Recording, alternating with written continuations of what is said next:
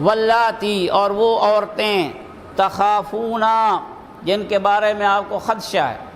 ہوا نہیں ہے ابھی، خدشہ ہے، ڈر رہے ہیں، نشوزہن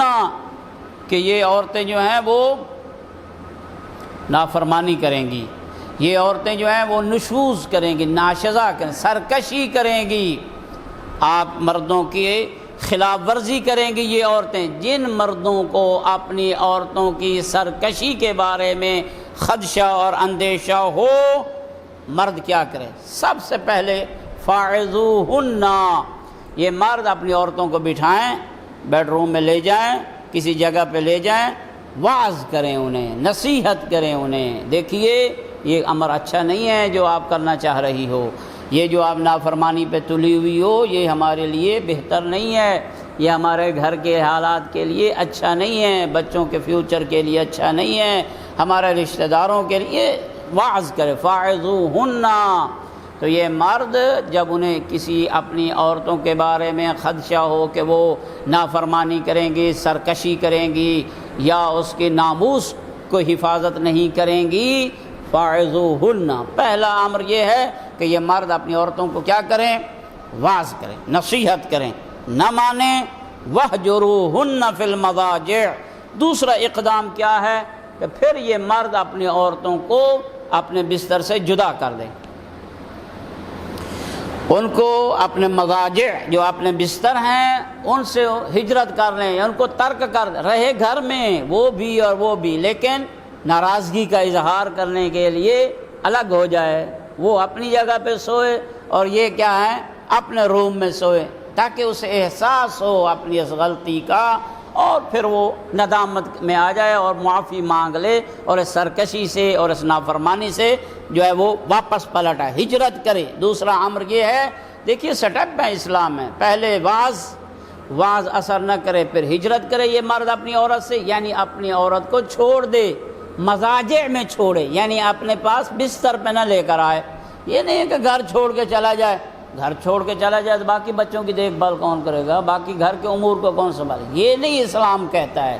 اس عورت کو بستر کا حق نہ دے، کیونکہ یہ اس کے حقوق میں سے ہے نا، ترک کر دے۔ اس سے عورت کو احساس ہوتا ہے کیا وجہ ہے کہ یہ مرد مجھ سے دور ہو گیا، وَاہْجُرُوهُنَّ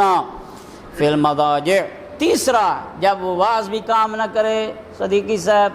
اور ہجرت بھی کام نہ کرے، وَاضْرِبُوهُنَّ، پھر یہ مرد اپنی عورتوں کو ماریں۔ مارنے کا حق بھی قرآن مجید میں دیا گیا ہے،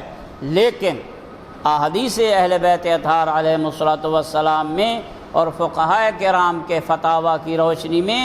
اس مار کو معین کیا گیا ہے کہ یہ کتنا مار سکتا ہے مرد۔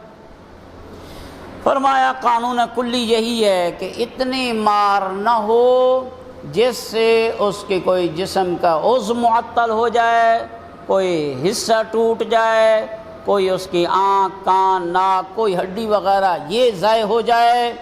یا اس کے جسم کے کسی حصہ پہ نشان بن جائے، زرد، سرخ، پیلا، نشان بھی نہ بنے، کوئی ہڈی بھی نہ ٹوٹے، عضو بھی، اتنی مار ہو۔ پھر پوچھا گیا کیا مار ہے وہ کیسے ماریں؟ فرمایا کپڑے کے اوپر سے، کپڑا ہو اس کے اوپر سے مارے، اور مار کوئی اپنے دل کی تشفی کے لیے تو نہیں ہوتی ہے نا، کوئی اپنا غضب کو ٹھنڈا کرنے کے لیے تو نہیں ہوتی، مار ہوتی ہے احساس دلانے کے لیے۔ اور جس بندے کو یا بندی کو فقط ہاتھ اٹھانے سے ہی احساس ہو جائے تو پھر مارنے کی کیا ضرورت ہے؟ آج تو جو جن کو عزت نفس ہوتی ہے، اور ماشاءاللہ ہے آج کل عورتوں کو بھی مردوں کو بھی عزت نفس، ہاتھ اٹھ جائے تو انہیں پتہ چل جاتا ہے کہ میری کرامت جو ہے وہ باقی نہیں رہی ہے، پھر وہ اپنے اس ہدف یا اپنے اس مقصد سے پیچھے ہٹ جاتی ہے۔ مثلا بہرحال وَاضْرِبُوهُنَّ، اللہ نے حکم دیا ہے کہ انہیں ماریے، لیکن اتنا نہ مارے۔ یہ آیہ مبارکہ کب نازل ہوئی؟ ایک انصاری تھا، مہاجرین صحابہ ہیں اور صحابہ انصاری بھی، ایک صحابی انصاری تھا، اس نے اپنی زوجہ کو مارا تھا،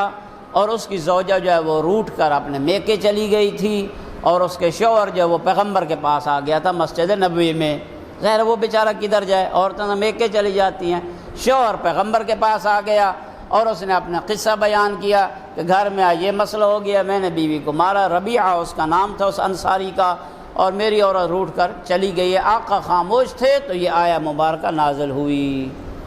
کہ اگر آپ کی عورتیں ناشزہ ہوں، نافرمانی کریں، سرکشی کریں، مار سکتے ہیں، ماریں، ولیکن آئمہ نے پھر فرمایا کہ یہ مار اتنی نہ ہو، پھر دہرا رہا ہوں، پھر یہ نہ کہنا آج قبلہ نے درس میں کہا ہے عورتوں کو ماریے لہذا ہم مار، نہ اتنا کہ نہ اس کا عضو ضائع ہو جائے، آنکھ، کان، ناک، نہ اس کی ہڈی ٹوٹے،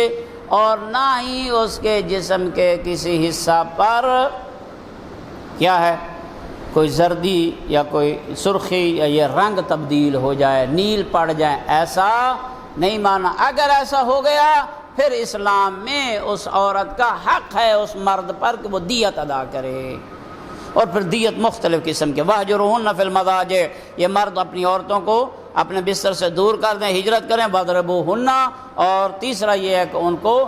ماریں، فَإِنْ أَطَعْنَكُمْ، ان علاجات کرنے کے بعد واز کیا، اس کا علاج ہو گیا، اگر آپ نے ہجرت کر لی ٹھیک ہو گئی، مارا تو ٹھیک ہو گئی، فَإِنْ أَطَعْنَكُمْ، اگر یہ آپ کی اطاعت کرنے لگ جائیں، فَلَا تَبْغُوا عَلَيْهِنَّ سَبِيلًا، جب اطاعت کرنے لگ جائیں پھر آپ کو کوئی حق نہیں ہے کہ پھر آپ ان پر سرکشی کریں، انتقام لیں، فلاں سال آپ نے یہ کیا تھا میں بھی وہی انتقام، نہ، جب اطاعت کر رہی ہے،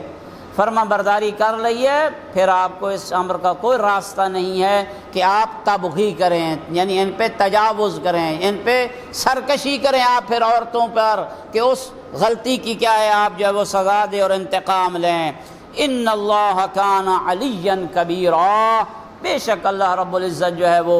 بڑا بھی ہے اور بلند و بالا بھی ہے۔